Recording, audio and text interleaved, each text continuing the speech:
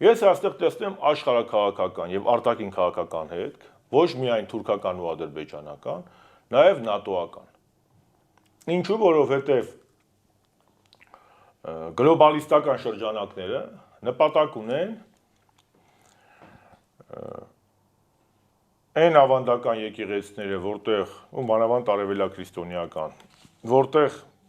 ամուր է կապը նաեւ ռուս ուղղափառ եկեղեցու հետ, դա քանդել։ Դրա համար են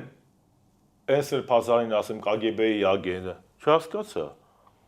Առավոտից երեկո թուրքերի հետ շփվում եք, առավոտից երեկո Փաշազադեի հրահանգները կատարում եք, ռուսի ագենտ, բանի ագենտ։ Ես պաշտոնապես հայտարարում եմ, Հայաստան-Ռուսաստան դաշնակցության արդյունքում, որ մենք ունեցել ենք երկու հայկական պետություն։ Եվ այո,